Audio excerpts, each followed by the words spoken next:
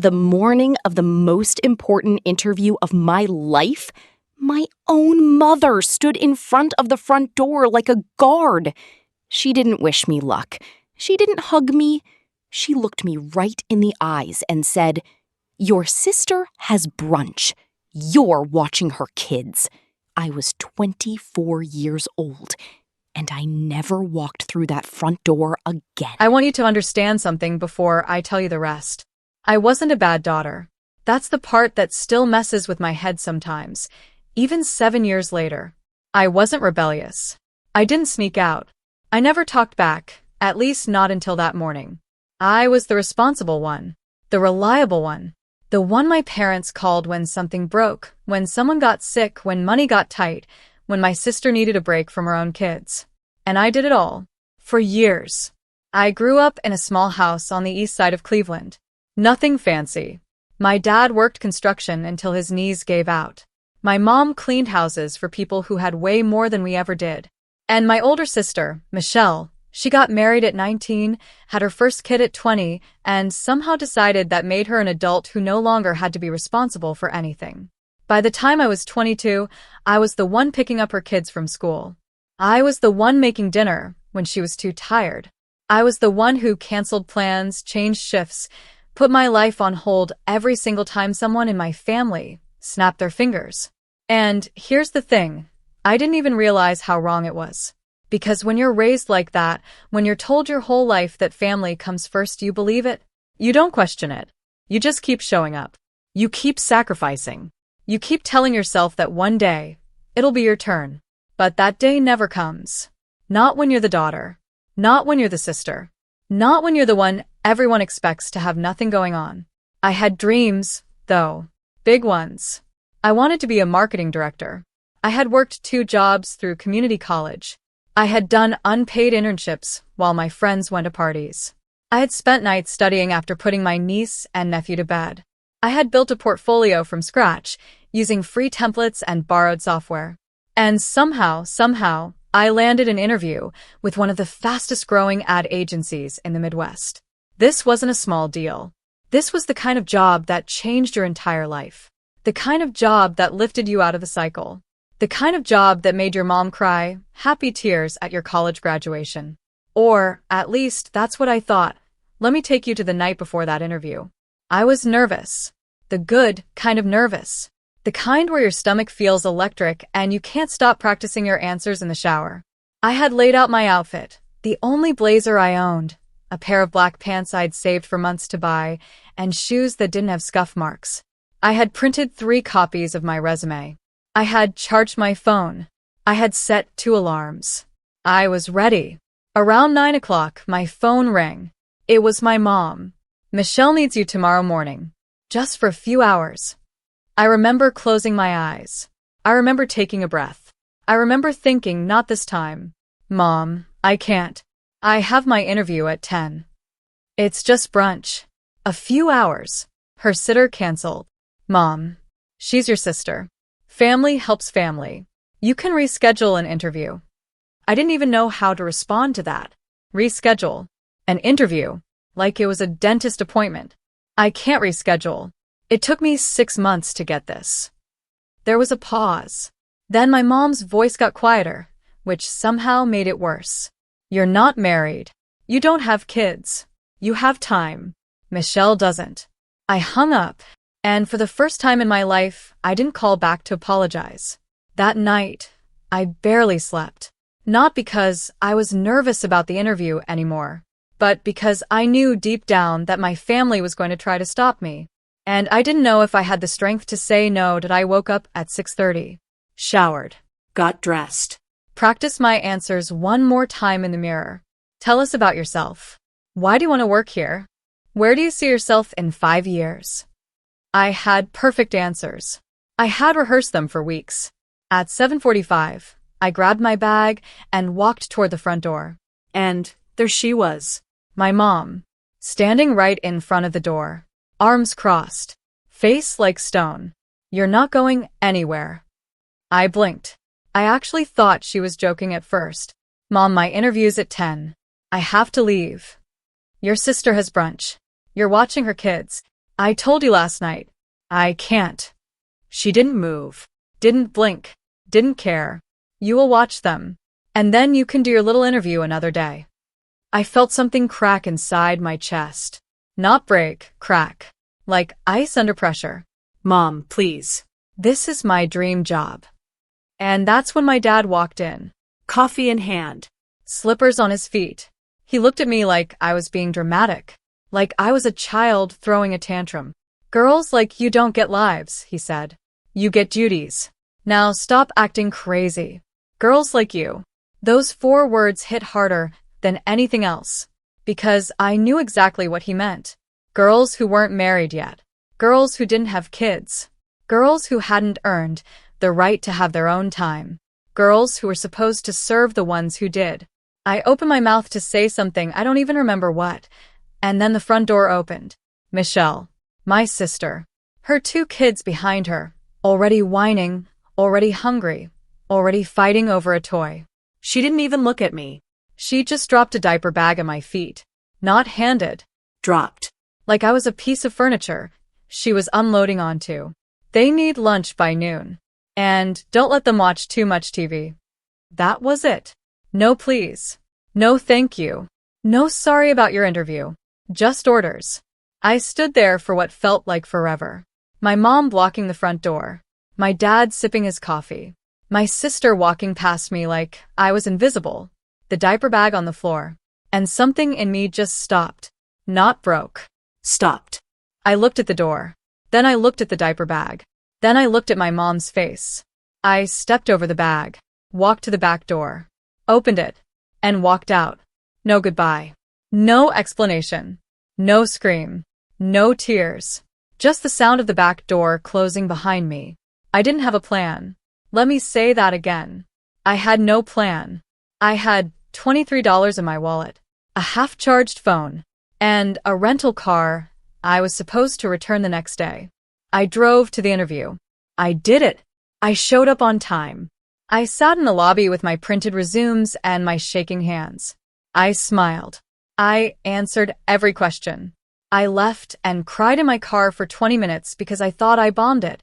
But here's the thing about hitting rock bottom. Sometimes you don't realize you're there until later. I didn't get the job.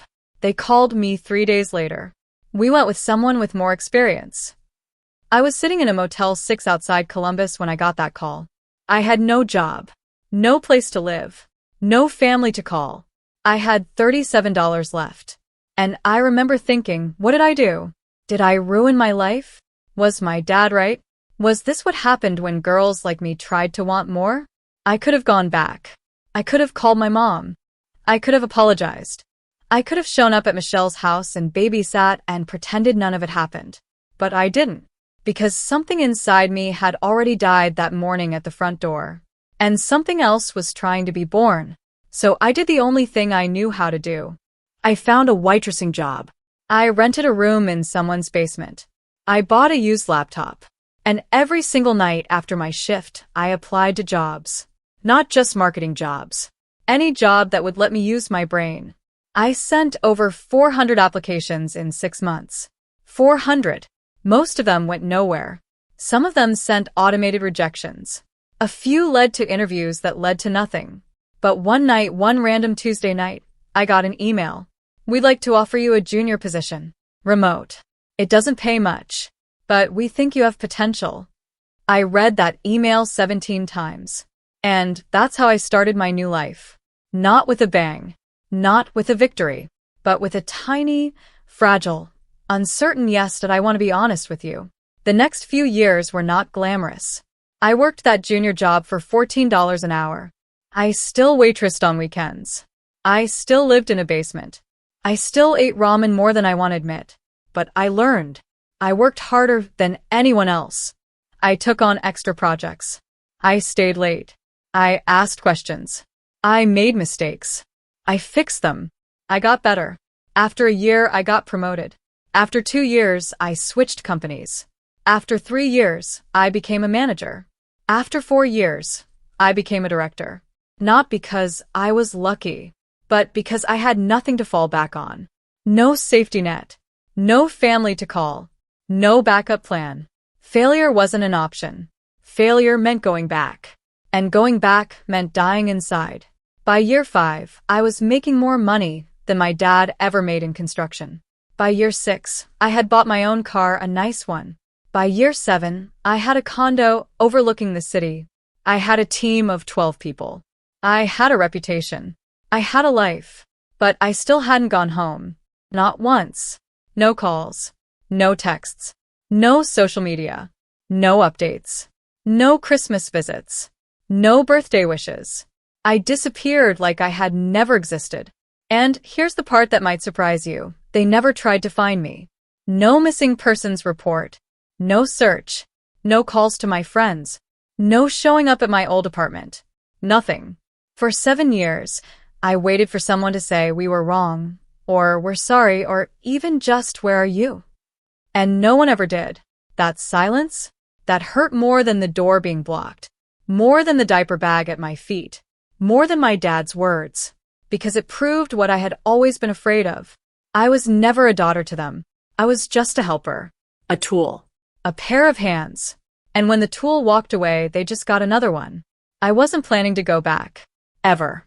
But 7 years later, I got a message on LinkedIn. Of all places. From my cousin, Tara. She wrote, "Hey, I know we haven't talked in forever, but your mom is sick. Really sick. I think you should know." I stared at that message for an hour. My mom. Sick. The woman who blocked the door. Who told me family comes first but never meant mine. Who chose my sister over me without hesitation. Sick. And I felt nothing. At first. Just emptiness. Then guilt for feeling nothing. Then anger at the guilt. Because why should I care? Why should I run back? Why should I be the daughter again after being told I wasn't even allowed to have a life? But here's the thing about being the responsible one. It never really leaves you. 2 days later, I was on a plane back to Cleveland. I didn't tell anyone I was coming. I just showed up. The house looked smaller. Older. The porch railing was loose. The paint was peeling. The yard hadn't been mowed in weeks. I knocked. My dad opened the door. And he didn't recognize me. I'm not even exaggerating. He looked at me, really looked at me, and said, "Can I help you?" 7 years. His own daughter. And he didn't know my face. "I'm looking for Diane," I said, using my mom's first name on purpose. He squinted. Then his face changed. Slow. Like waking up from a long dream. "Anna?" "Yeah, Dad." "It's Anna." He didn't hug me. Didn't step aside. Just stood there, blocking the door. Some things never change. Your mother's in the back room. She's been asking about you. I almost laughed. Asking about me? After 7 years of silence? I walked inside. The house smelled like medicine and dust. Old. Tired. Heavy. My mom was in a hospital bed in the living room. Oxygen tubes. Pale skin. Thin arms. And my sister Michelle was sitting next to her on her phone. Not holding her hand. Not talking to her. Just scrolling. When Michelle saw me, her eyes went wide. Then narrow. Then cold. Well, look who finally decided to show up. I didn't answer. I walked to my mom's bedside. She opened her eyes. Blinked a few times. And then, I swear this happened, she smiled. A real smile. "Anna, you came." "I came? I didn't think you would." I almost didn't. She reached for my hand. And I let her take it. "I was wrong," she whispered. "That morning. I was so wrong." I waited for more. An explanation. An apology. Something. But that's all she said. I was wrong. No details. No acknowledgement of the years lost. No mention of my dad's words. No regret for not looking for me. Just, I was wrong. And I realized something in that moment. She wasn't apologizing for what she did. She was apologizing because she was dying and wanted peace. That's not the same thing. I stayed for 3 hours. I helped change her sheets. I fed her soup. I talked to her about nothing important. I didn't mention my career, my condo, my life, because she never asked. And when I left, Michelle followed me outside. "You think you're better than us now, don't you?" "No, Michelle. I just have a life. Dad was right about you. I stopped walking. Turned around. What did you say? He said girls like you don't get lives. And you proved him wrong. Congratulations. You abandoned your family for money. I looked at her. Really looked at her. She was 41 years old.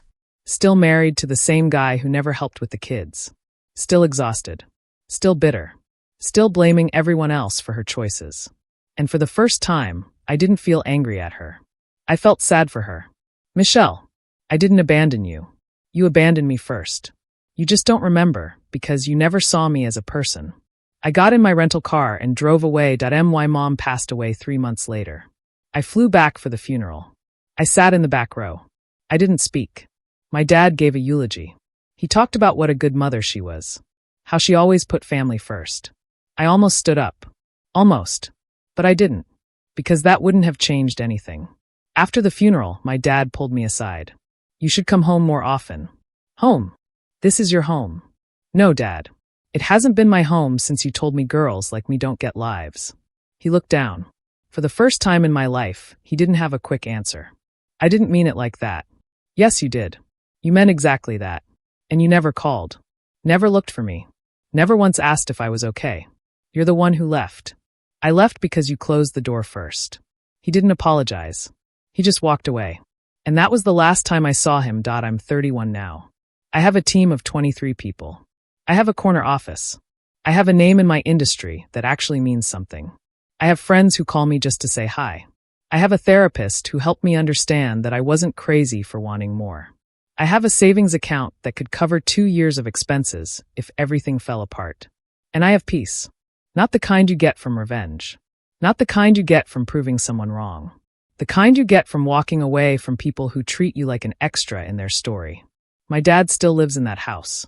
My sister still blames me for abandoning the family. My nieces and nephews don't know my middle name. And honestly, that's okay. Because I finally understand something my father never did. A life isn't something you're given. It's something you take. And girls like me? We don't wait for permission anymore. If you're watching this, and you're the one in your family who's always expected to sacrifice, I want you to hear me clearly. Your dreams are not selfish. Your time is not a donation. Your future is not less important than someone else's brunch. You can love your family and still walk away. You can forgive them and still protect your peace. You can show up at the funeral and still keep your distance. But never, never, let someone stand between you and a door you're trying to walk through. Because the people who really love you don't block doors. They open them. Soft piano fades out. Screen slowly fades to black. Text appears. For anyone who walked away to save themselves. I see you. Subscribe for more real-life stories.